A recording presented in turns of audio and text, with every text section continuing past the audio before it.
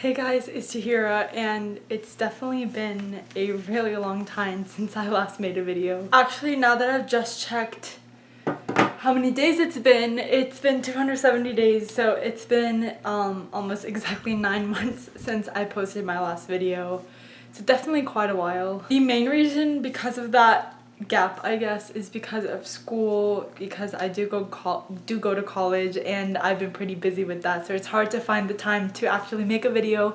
Plus I live with roommates, so I always feel awkward like filming in front of them because I feel like they'll hear me. And my reading has slowed down quite a bit since I've started college, so I'm just not reading as much, so I probably wouldn't have as many books to talk about. But today I'll be talking about some of the books that I read over the past 9 months. I'm obviously not going to talk about every single book because that would be a lot, because I did still read quite a bit like to talk about in a video. So I'm going to be talking about some of the ones that I guess stood out to me, were some of my favorites, and that I guess my thoughts just stick out to me more now, especially since it's been so long since I've read some of these books. A lot of these books I read in the last, during summer, and I've forgotten about what they were, not what they were about, but how I felt about them. But some of them have stuck out to me since then, so I'm just going to be talking about some of those books as well as the ones I've read so far this year. So I'm just gonna go ahead and start, and it's been so long since I've made a video, so let's see how this goes. But the first book that I read, I guess not the first book, but the first book I'm going to talk about is Legendborn by Tracy Deonn. The Legendborn follows a high schooler named Bree Matthews whose mother has died, and following the incident of her mother's death, she joins this I guess high school program at UNC Chapel Hill for gifted and talented high schoolers, and there on the first day she witnesses a magical attack, and through this magical attack she is introduced to this King Arthur style organization, secret society, and somehow she finds out that her mother is connected in this organization, and she wants to find out more about how her mother died. This book was I first got interested in because so many people were talking about how amazing it was and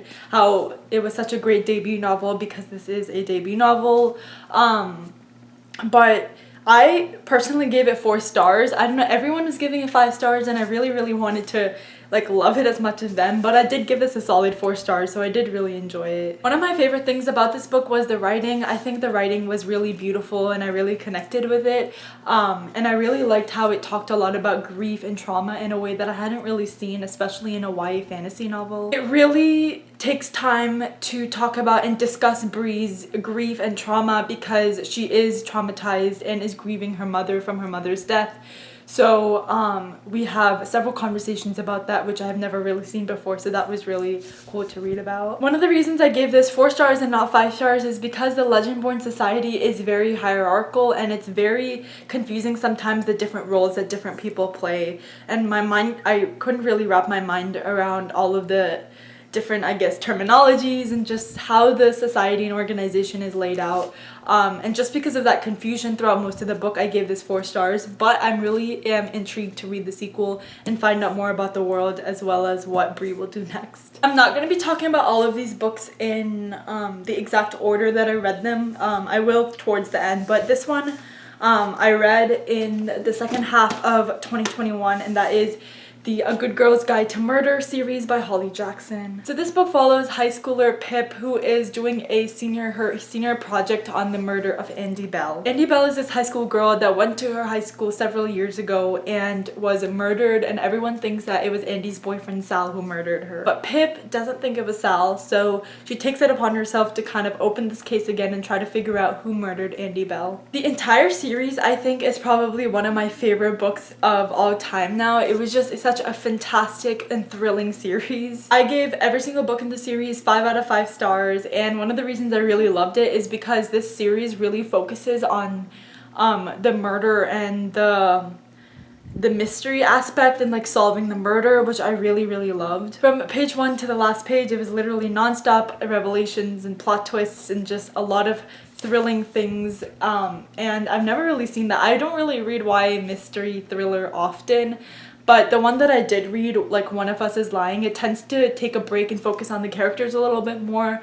But what I actually really enjoyed out of this is that even though I got to know the characters, like it's still like the biggest focus of the book was solving the mystery and just the fast pace, because obviously like she's finding things out every day, so it's like it's fast paced and it's just interesting, and I really loved it. The second and the third books were the same way. This one took a really different and dark turn that I wasn't expecting, but I really ended up enjoying it.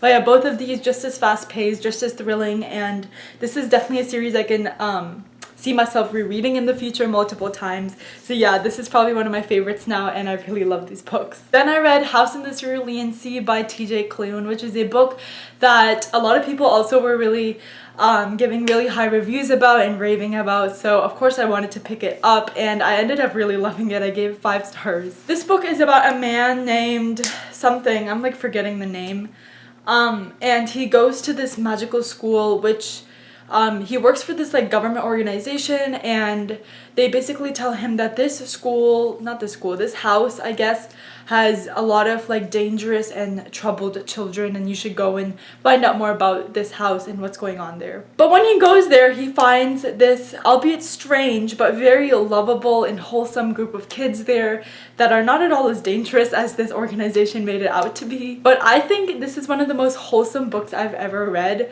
Just like the conversations that it had were very cute and just very wholesome, and I think that this book was very good at balancing like a lot of like serious conversations about real world, like connecting things to real world issues, as well as having those cute and lighthearted scenes with children. So yeah, it's been a while since I read this book, but it still sticks out to me. I really want to read the second book that TJ Klune came out with. Hopefully it's like similar to House in the Cerulean Sea, but I really enjoyed this book and I think I would reread it in the future. Then I did a reread of Cassandra Clare's Mortal Instruments. So I read City of Bones, City of Ashes, City of Glass, City of Fallen Angels, and City of Lost Souls. I have not gotten to the 6th book yet, but I will hopefully soon. But yeah, I'm not really gonna talk much about it. It was like probably one of my like probably my 6th time rereading the series. I've been rereading the series slash like overall Cassandra Clare's books like for a really long time now, so this was just another reread for me. But of course I gave all of these books 5 out of 5 stars, and I really enjoyed my time rereading it as always. Then I read another book that was super hyped when it came out, and that is Counting Down With You by Tashi Bhuiyan. I first was interested in this book because it actually follows a Muslim teenager, so I was like, oh, relatable. And then a lot of people were saying really good things about it, so I decided to pick it up. This one I actually ended up also giving 5 out of 5 stars. I really enjoyed it. It was a very cute story. So this book follows Karina Ahmed, who is a high school student, and her parents go away on a month-long trip to Bangladesh. And so she's left all alone so she can kind of finally get some peace and quiet. But then she starts tutoring this school's bad boy named Ace Clyde. And because of a simple lie, they now have to fake date, so this whole fake dating thing starts happening, and of course they start falling for each other, and the romance in this is very cute. Since this is about a Muslim girl, I found myself relating to a lot of it with just some things like in her everyday life and everything, so I think that was cool. And although romance was a big part of it, it wasn't like the biggest, I guess, problem or focus of this novel, which I think the book kind of makes it out to be. Like the biggest issue is like her romance with this white boy named Ace that her parents wouldn't, I guess, approve of. But it's actually about her wanting to follow her dreams and her aspirations and like what she wants to do in her life with her career. Like her parents want her to be a doctor or something, but she wants to do something else, so it's like grappling with her identity as well as trying to please her parents as well. I would have liked just a little bit more closure on her and Ace's relationship, because she does deal with her parents come back and she does confront them about her wanting to do something other than being a doctor, so she does confront them about that, and there is closure with that. But then she never tells them about Ace, so I feel like I wanted a little bit more like not drama, but just like a little bit more plot about how, because he is such a big part of the book and the romance is such a big part of the book, I feel like it would have been more interesting to see how that played out, just to see how her parents reacted. But other than that, it was a very cute story, and just a story about finding yourself and just figuring out what you want to do in your life. Then I read 10 Things I Hate About Pinkie by Sandhya Menon, which I gave 3 out of 5 stars. This book is about Pinkie Kumar, who is she's a high school student, and she's very fiery and passionate and just very passionate about the things that she cares about and her values. And she is a little bit rebellious in that way, so her parents aren't like necessarily love that about her. But then she goes to this family vacation for the summer at this like lake house, and then she pretends she's dating Summer. Is that his name? Summer? Yes, it's Samir. So Samir is this very like opposite of Pinkie, like very not as spontaneous. He likes to plan things. He's very like organized and rigid about his schedule and everything, and his life is planned out. And Pinkie is tired of her parents having such low expectations of her, so she's like, I'm dating Samir because she knows her parents would love a guy like Samir, so they start fake dating. Of course they like have feelings for each other after a while. But yeah, overall it was okay. Like, I feel like Sandhya Menon's books now are something that I would just read for some lighthearted fun. It was definitely something I would enjoy like a lot more as a younger teenager. I'm 20 now, I'm not even that old, but like, you know what I mean? Like, just as you get older, I feel like these books are just more like lighthearted books that I would pick up every once in a while. But yeah, in Sandhya Menon fashion, it was summery, it was cute, it was lighthearted, and also it had like discussions about like, obviously like what Pinkie wants to do in life, just like hunting down with you. But yeah, it was a lighthearted book that I had a lot of fun reading. Then I read The Fifth Season by N.K. Jemisin, which is also another book that is so highly acclaimed, and I've had this book for a little bit for now, but I decided to finally read it. At first I was hesitant to read this book because it is, or parts of it I guess are in second person, and I hadn't really read a book in second person, so I was a little bit hesitant about that. And as it turns out, the second person parts of the book were actually my least favorite. I don't think second person is for me. I much more enjoyed the parts that were like third person. But it did take a little bit for me to fall into the story, but once I got into the story, I really enjoyed it. I really enjoyed the ride and the characters and the way that everything came together in the end. It was just so good, and I give this 4 stars, or 5 stars, 4 stars, maybe 4.5 stars, who knows at this point. But I am definitely interested in continuing the series, especially because I already own the second and third books, so yeah, I will definitely be reading those sometime soon. But yeah, I actually enjoyed this a lot more than I thought I would. Not that I thought I would hate it, just the second person I was just like, I don't know if I'm gonna like this, but I did end up really enjoying it, and I'm excited to pick up the rest of the series. And all of these books I'm talking about now, I'm like in more of the recent books that I've read in the past like month or two. But recently I read One Last Stop by Casey McQuiston. This book is about a woman named August who recently moved to New York City, and as she's beginning her life there, she starts going on this train and meets this girl named Jane. So as she's meeting this and getting to know this girl, Jane, she finds out that Jane is displaced from the 1970s. Some magical thing happened, and Jane got displaced from her era, and now she's in the 2000s and she's stuck on this train. So this story is basically about like their relationship growing, as well as trying to figure out how to get Jane back to her time. I ended up giving this book 4 out of 5 stars. I really enjoyed it. I thought it was a really like fun and cute story. One of the things I didn't like is that it just felt really long. I felt like it could have been a lot shorter.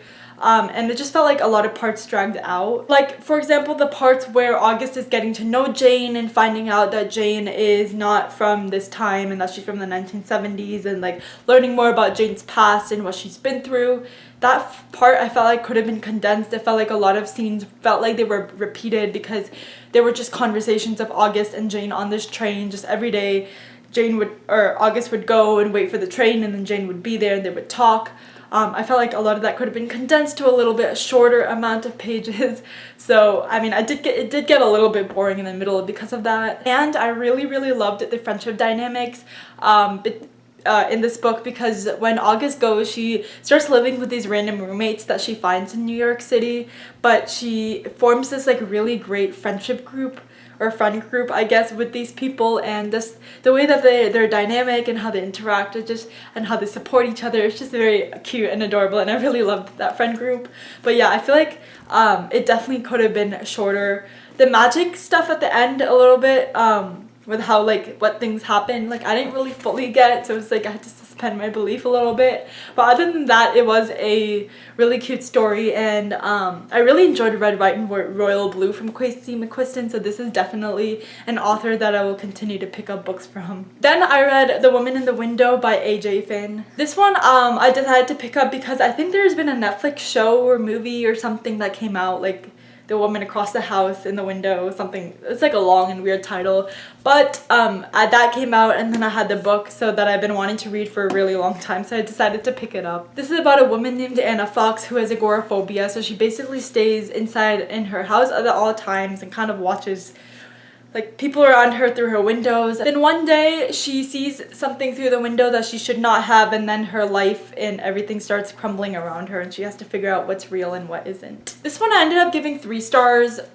which, you know, used to be a really bad rating for me. I would be like, I hate this book, I'm giving it 3 stars. But now I'm like, okay, 3 stars isn't that bad. But I gave it 3 stars because I thought it would be a lot more like thrillery than it was. Like, I think it was marketed as a thriller, or maybe to me I thought it was a thriller, but it really isn't as thriller as I wanted it to be. This book is really a psychoanalysis of a woman with agoraphobia and what her life is like in isolation. And I thought there would be a lot more like plot twists and action, but since we follow a woman with agoraphobia who like stays inside her home most of the time, it felt like the plot dragged out a little because a lot of the beginning of the book was us, like the book setting up how her life is, so we basically followed through her everyday life and what her thoughts are and how she lives with agoraphobia. But a lot of the times I feel like that could have been shorter a little bit, because I know like she does have agoraphobia, so that's why we're like so confined in this house, because she's confined in this house. But I feel like just that setup part in the beginning, like a lot of the beginning was just us following her life, and it was just mundane things that she did. So I feel like that was just a little boring sometimes. And because a lot of it was really boring, and at the end there was like a lot of revelations that were happening in a really short amount of time, so it felt really, really rushed. But other than that, I think it's a solid book. I enjoyed my time reading it. I didn't hate it, but definitely not as thrillery, I guess, as I wanted. Maybe I just thought that it would be, but I don't know. But I did still enjoy it. And the last book that I'll be talking about that I just finished, in fact, last night at like 1:15 in the morning, and that is Ace of Spades by Farida Abike-Iyamide. This book is about 2 high school students, Chiamaka, I think that's how you pronounce her name, and Devin. And they are both the only black students at this private academy, private like high school. And this anonymous figure named Aces starts spreading dangerous lies and gossip about them, kind of like Gossip Girl, and they have to figure out like who's doing this and what's going on. I give this book 5 out of 5 stars. Actually no, I gave it 4.5 out of 5 stars. This book was so dark at the end, like just what was actually going on and like who Aces is and what's happening. It took such a dark turn that I wasn't expecting, and it was a bit like, oh my god, what is happening? But I really did enjoy it. It had a lot of really important messages about race and racism, and the way that everything played out, it was just, you're just like, oh my god, this is like so messed up. But a lot of the beginning, I feel like it was again like just them getting the messages, trying to figure it out, and I felt a little bit bored in the middle, but once things actually started getting revealed and things were happening, I was super interested, and just the way it ended and everything, I loved the story so much, and 4.5 stars it is. I really enjoyed it, and I'm really hoping to see what else this author puts out, because I really am interested in reading that as well. But yeah, those are all the books that I've read in the past 9 months of my life. I probably won't have as big of a gap between this video and my next video. I have no idea when my next video will be, but it will not be 9 months. I hope this footage isn't super dark, because the sun was setting while I started, and I just hope there's still light. I hope the light is enough for this video. But yeah, those are all the books that I read. Is anyone gonna watch this video? Who knows? But yeah, hopefully I will not wait 9 months until my next video. But yeah, that's it for this video. Hope you enjoyed, and I'll see you next time. Bye.